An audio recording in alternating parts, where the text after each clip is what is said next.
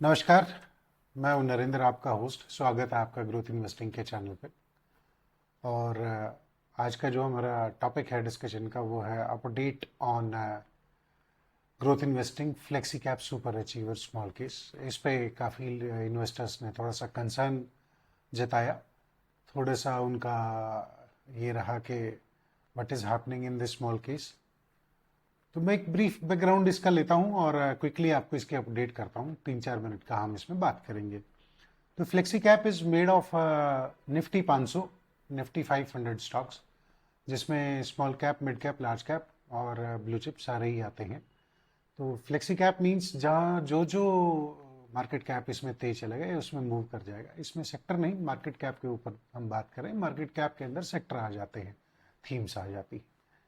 So this small case has done really good in the past and I am pretty sure data backed है, future में भी अच्छा करेगा। तो जो कंसर्न था वो ये था कि इसमें हमारे पास 2 या 3 PSU स्टॉक्स हैं और वो नीचे जा रहे थे, राइट। वो नीचे जा रहे थे तो वो डिफेंस का पार्ट बनते हैं। पहला तो मैं ये बात करता हूँ कि नीचे क्यों गए। वो नीचे इसलिए गए कि कुछ ब्रोकरेजेस ने इसमें डाउनग्रेड किया इसको, और एक ब्रोकरेज ने तो आगे बढ़ के लिखा कि मझगांव, यानी कि Mazagaon dockyard limited which is MDL, ये जो है 1100 रुपये जाएगा। वो अच्छी लीडिंग ब्रोकरेज है, उसने बोला ठीक बात है, उसने अपना लिखा, जो भी एस्टिमेशन उसने लगाया होगा।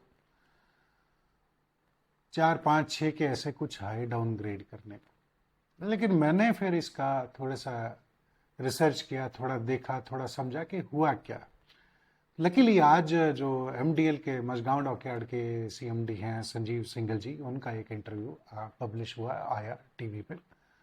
उसके कुछ पॉइंट्स हैं, बड़े मज़ेदार पॉइंट्स हैं, और आपको सुन के अच्छा भी लगेगा और आप हैरान भी होंगे कि हो क्या रहा है। तो उसमें जो एंकर थे या जो क्वेश्चन पूछने वाले होस्ट थे, उन्होंने पूछा कि सर बहुत ज़्यादा वैल्यूएशन को लेके बात हो रही है और आज की नहीं करे कि 2027 के बाद क्या होगा। मतलब पहली चीज़, आज के बिजनेस पे कोई पैनिक नहीं है।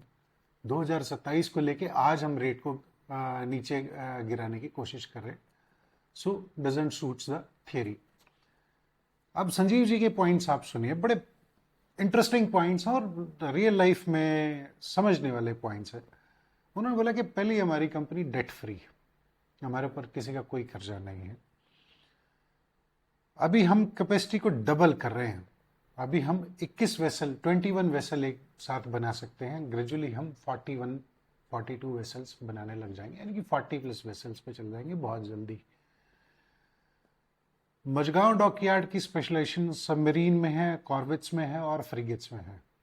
ये जो थोड़ा बहुत डिफेंस को समझेगा वो इस बात को पकड़ेगा। Submarines is a high end kind of a product which is used.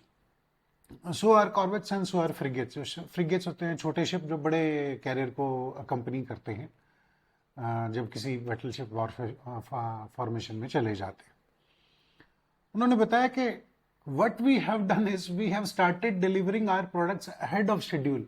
यानी कि सबमरीन उन्होंने 6 बना के देनी थी, जो कि अगले साल तक देनी थी। उन्होंने इस साल में 5 डिलीवर कर दी हैं, एक और अभी वो कर देंगे इस क्वार्टर के एंड तक या इस साल के लास्ट क्वार्टर तक।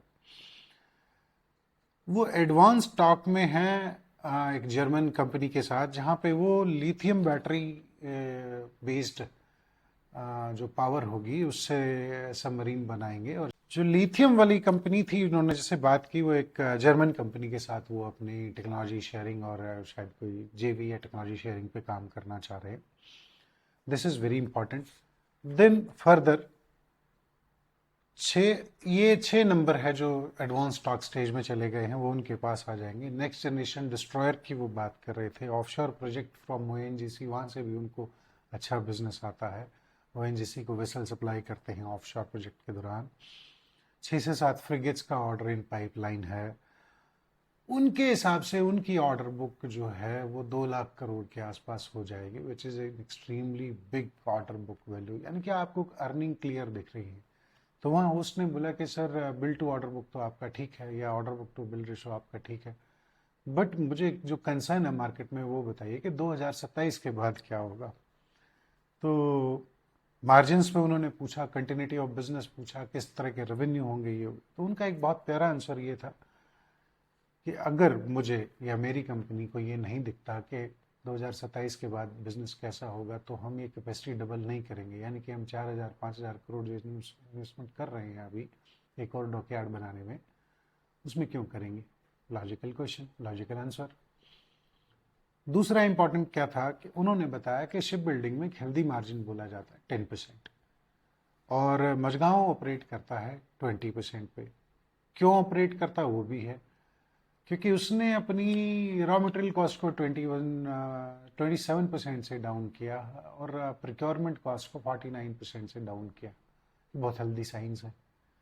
इट मीन्स प्रॉफिटेबिलिटी कहीं ना कहीं इंक्रीज होती है इससे, और आपका टर्न अराउंड टाइम बढ़ता है, यानी कि क्विकली आप अपना प्रोडक्ट बना सकते हो, डिलीवर कर सकते हो, कस्टमर से पैसा ले सकते हो और नेक्स्ट ऑर्डर उठा सकते हो, राइट। दूसरा, कंटिन्यूटी ऑफ ऑर्डर बुक पे उन्होंने बता दिया, और उनकी हाईएस्ट एवर होगी शिप बिल्डिंग में। अगर कोई बात करेगा तो हाईएस्ट एवर उनकी होगी। फिर एक अच्छी बात उन्होंने ये बोली, क्या अगर आपको लगता है कि हम B2G यानी कि बिजनेस टू गवर्नमेंट है बिजनेस कर रहे हैं, तो ऐसा नहीं है। हम एक्सपोर्ट को भी टैप कर रहे हैं, और 6 नंबर शिप हम उन्होंने अभी डेनमार्क को बना के दिए, which is again a good sign. Means they are solely not relying on government business. अब आता है, अब एक और इसमें इंपॉर्टेंट बात आती है, सबमरीन के बिजनेस में या डिफेंस के बिजनेस में एक मीडियम फिट रीफिट होती हैं। 10-10 साल बाद टेक्नोलॉजी चेंज होती है, अपग्रेड होती है, इसको रीफिट बोलते हैं। तो उन्होंने एक साइकिल समझाई कि हर 7-8-10 साल बाद कोई ना कोई एक दो सबमरीन हमारे पास रीफिट के लिए आनी आएगी, तो हमारा बिजनेस वहाँ सिक्योर होता है और वो हेल्दी मार्जिन बिजनेस है। उन्होंने रेवेन्यू मिक्स पे बोला कि हमारा 85% न्यू बिल्ड पे है और रिपेयर का 15% है, रिपेयर रिफिट का। सो रिपेयर रिफिट का वो 10% करें, न्यू बिल्ड का वो और शायद 5% बढ़ा देंगे। It means they would be creating fresh vessels whether for government defence और for the commercial use which other countries are also placing. So this resolves, और ये हमारे उस इशू को रिजॉल्व करता है कि ब्रोकरेज ने उसको डाउनग्रेड कर दिया, ये अपनी 52 वीक हाई से 26% नीचे आ गया। अब क्या करें? तो पैनिक की कोई बात नहीं है फ्रेंड्स, करेक्शन फेज होता है, हाई जाता है तो नीचे भी आएगा, वापस चला जाएगा। Same is we is also witnessed in Feb this year, जब सडनली सारी PSUs में या हुडको कहिए, NBCC के, इन सब में अचानक से एक मेजर हुआ है। अब बात आती है फ्लेक्सी कैप क्यों चुनना चाहिए और इसकी क्या रिस्क और रिटर्न के कैसा इसका रेशो बैठता है। बहुत लोग पूछते हैं, मैं मानता हूं कि कुछ लोग जुलाई के बिगिनिंग में जो इसमें एंटर किए होंगे वो नीचे नीचे आया है ये स्मॉल कैप, क्योंकि कंसंट्रेटेड है, तो इसमें what you call quality companies थी या PSUs थी या डिफेंस का था, तो कहीं ना कहीं उसको थोड़ा सा बीटिंग मिला बिकॉज डाउनग्रेड हुए। बट अभी रेस कहाँ फिनिश हुई है? अभी तो रेस हर क्वार्टर के एंड में ये क्यों पहुंचते हैं नंबर 1, या ये बीट क्यों करते चले जाते हैं? क्योंकि फंडामेंटली स्ट्रॉन्ग कंपनीज के कंसंट्रेटेड अप्रोच वाले स्मॉल केस हैं।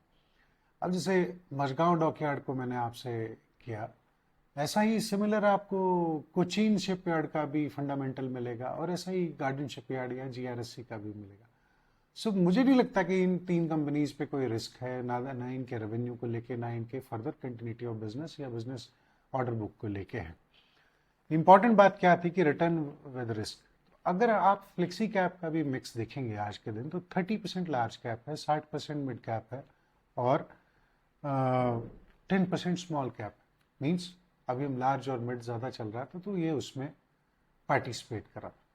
ग्रेजुअली अगर स्मॉल कैप चलेगा या कोई नया थीम भी चलने लगेगा, फॉर एग्जांपल फार्मा चल सकता है, IT चल सकता है, वो सब इसमें इंक्लूड हो जाएगा मंथली रीबैलेंस। तब तक आप पेशेंटली वेट करें, कोई पैनिक ना करें। अगर बीच में भी उछल कूद करेंगे तो ट्रेडिंग का पार्ट बन जाएगा, एक स्टॉक को करेक्ट होने दिया, वापस भी आ जाएगा, आ भी रहा है, राइट। तो ये जो डिकॉय होता है ना, किसी ने कुछ लिखा, किसी ने कुछ लिखा। मैं आपको एक एग्जांपल बता सकता हूँ। आज से तकरीबन 5-6 महीने पहले जेफरीज एक बहुत अच्छा इन्वेस्टमेंट बैंक है, उसने बोला कि BHEL might go to 123 in this financial year. BHEL ने उल्टा कर दिया भाई, वहां से 215 रुपए, 220 रुपए था, वो 300 रुपए आ गया। सो ब्रोकरेजेस भी गलत होती हैं। मानना किसको है? एक्सपर्ट, जो उस कंपनी को रन कर रहा है या जो उस सेक्टर का नॉन एक्सपर्ट है, उस पर ध्यान लगाएं। रिस्क वर्सेस रिटर्न, मैं आपको फिर बोलूँगा quality small cases are very different. वो रोज नहीं दौड़ते, वो आपको क्विक एड्रेनल रश नहीं देते, वो फिनिश लाइन पे जल्दी पहुंचते हैं। और ये रेस, क्वार्टर की रेस हो, हाफ ईयरली रेस हो, 1 ईयर रेस हो, ये करेंगे और पूरी करेंगे, और मुझे कॉन्फिडेंस था, है और आगे भी रहेगा। These are purely data driven model based small cases.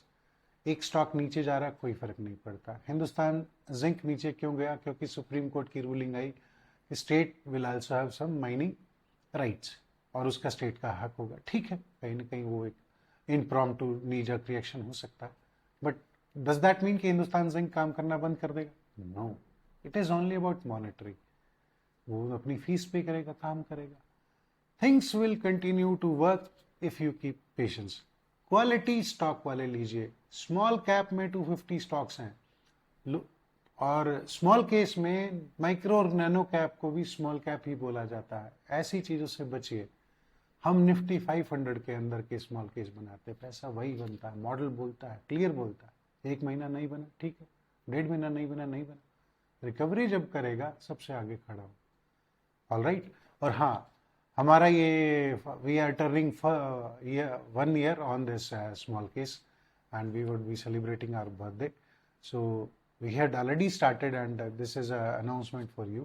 For any small case, if you want to subscribe, you can use code ANIV20. This would be our gift for you and your friends, family, to subscribe to Growth Investing Small Cases. Thank you.